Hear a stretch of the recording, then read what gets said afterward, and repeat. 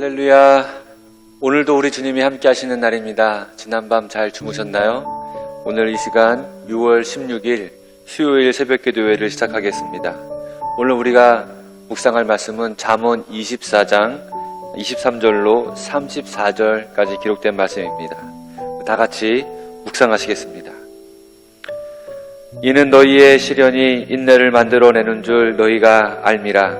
인내를 온전히 이루라. 이는 너희로 온전하고 구비하여 조금도 부족함이 없게 하려 함이라. 아멘. 사랑의 주님, 새 아침을 주시고 기도의 시간을 갖게 하시니 감사합니다. 오늘 하루도 우리 입에서 감사와 찬양이 고백되는 하루 되게 하옵소서. 아침에 지혜의 말씀을 듣사오니 오늘 주시는 이 말씀으로 오늘도 주님 섬기는 지혜로운 삶을 살 수 있도록 도와주옵소서. 은혜 주실 줄 믿사오며 예수님의 이름으로 기도합니다. 아멘. 잠언의 말씀이 늘 우리에게 은혜가 되는데 오늘은 저와 여러분이 30절 말씀으로 더 깊게 은혜를 나누려고 합니다. 30절 말씀을 보면 이렇게 기록되어져 있습니다. 내가 게으른 자의 밭과 지혜 없는 자의 포도원을 지나며 본즉 하면서 이 게으른 자의 밭과 지혜 없는 자의 포도원을 우리에게 가르쳐주고 있는 것이죠. 게으른 자의 밭, 지혜 없는 자의 포도원입니다. 여기서 우리에게 주는 교훈이 있어요. 저는 어린 시절 배나무를 키워봤었습니다. 저보고 우리 부모님이 배나무를 잘 키워서 그 배나무에서 열리는 배를 따먹자고, 가을에 따먹자고 하셨는데 저한테는 배나무를 잘 키울 수 있는 지혜가 없었어요. 배나무를 나름 돌본다고 돌보았지만 가을이 되면, 여름이 지나고 가을이 되면 이 배가 딱딱한 돌배가 되어져 있고 대부분 먹을 만한 것도 다 벌레들이 먹어서 열매를 많이 거둘 수가 없었습니다.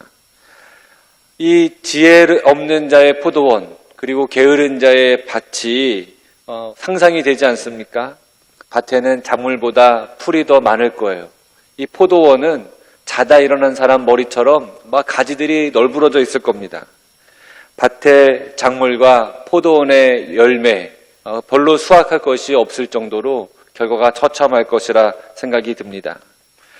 하지만 부지런한 농사꾼은 밭을 놀리지 않아요. 수시로 밭을 돌보고 작물을 사랑합니다. 예쁜 밭을 보신 적 있으세요? 예쁜 밭. 밭에 촘촘하게 작물이 아주 예쁘게 자라고 있고 풀 한 폭이 없는 예쁜 밭. 그 밭을 보면서 참 밭이 예쁘다. 그런 생각이 들고 그 밭에 농부는 없는데 농부가 보여요.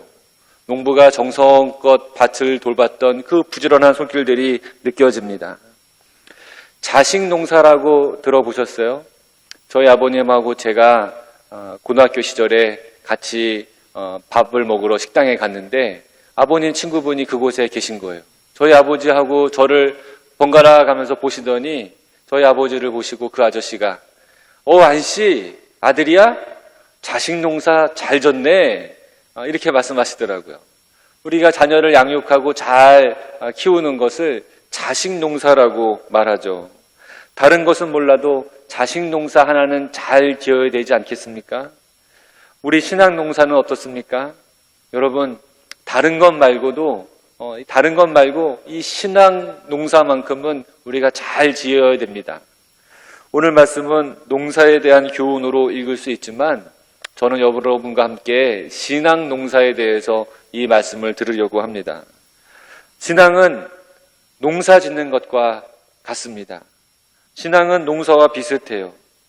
게으른 자의 밭, 지혜 없는 자의 포도원처럼 우리 신앙의 모습이 그런 모습이 될 수 있기 때문에 그렇습니다. 31절에 이 게으른 자의 밭과 지혜 없는 자의 포도원의 모습이 드러나 있는데 가시덤불이 온 밭에 퍼졌고 거친 풀로 이 밭에 다 덮여 있습니다.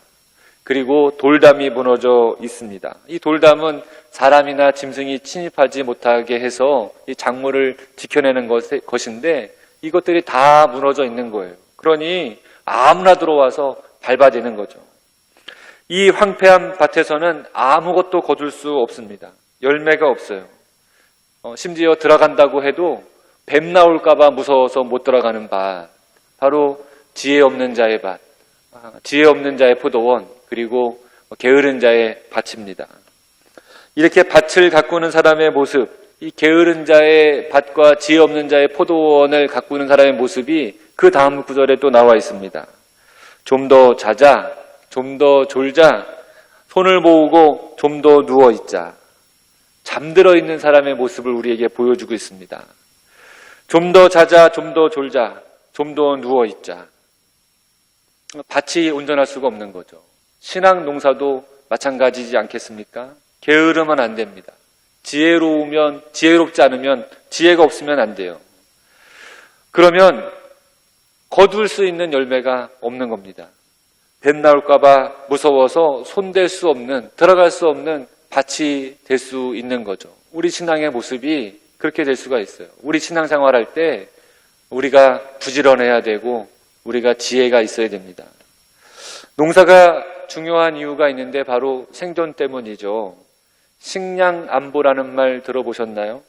우리나라에서 나오는 농산물이 없으면 해외 농산물에 의존하게 될 텐데, 그렇게 될 때 우리나라에 심각한 식량안보가 발생하게 된다고 해요.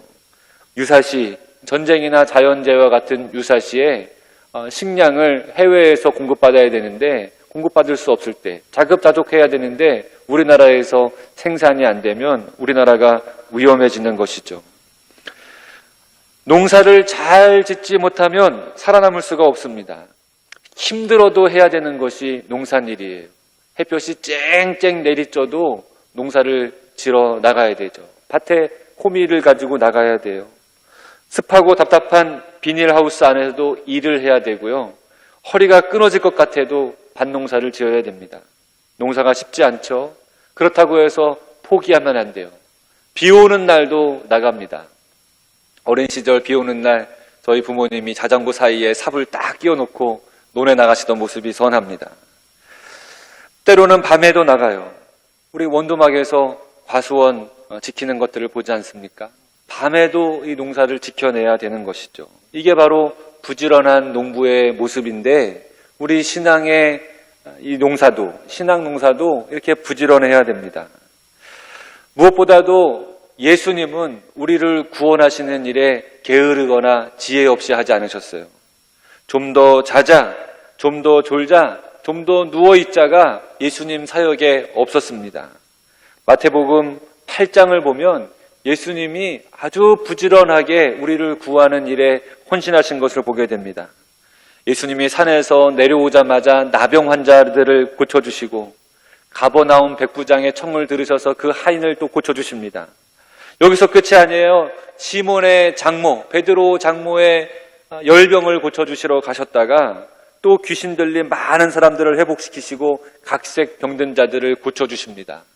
여기서 끝이 아닙니다. 바다를 잔잔하게 하시고 귀신 들린, 군대에 귀신 들린 무덤에 있는 두 사람에게서 두 사람을 고쳐주시는 장면까지 나옵니다. 주님은 부지런하게 사람을 살리시는, 우리를 구하시는 농사를 지으시는 것을 볼 수 있습니다. 주님에게서. 여러분, 우리 주변에 신앙 농사 잘 지으시는 분들이 계시지 않습니까? 예쁜 밭처럼 반듯하게 신앙생활 하세요. 깔끔하게 신앙생활 하십니다. 이런 분들을 만나면 목사인 제가 먼저 은혜를 받아요. 그분이 하시는 언행심사는 정말 기품이 있습니다. 말씀을 이해하는 수준이 남다르고요. 기도에서는 은혜가 배어 있어요. 예배의 자리를 지키시고 성김의 모범이 됩니다.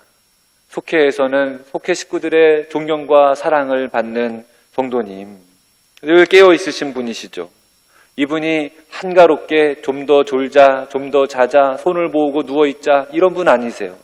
늘 깨어 있으시고 부지런하게 주님을 섬기시는 분, 예수님 말씀대로 살아가려고 노력하시는 분이심에 분명합니다.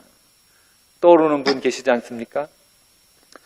예수님이 하신 씨 뿌리는 자의 비유에서 길가밭, 가시덤불밭, 가시떨기밭, 돌짝밭이 나옵니다. 이 밭은요 분명히 게으른 자의 밭이 분명해요. 여러분, 우리가 이 길가밭 부지런하게 갈아엎으십시다. 돌짝밭의 돌들을 빨리 골라냅시다. 가시덤불 여러분 빨리 걷어내는 그런 부지런함이 우리에게 있어야 될 줄로 믿습니다. 그래서 우리가 주님 찾으시는 열매 가득 안고 주님께로 나아가는 부지런한 신앙의 농사꾼 되셨으면 좋겠습니다.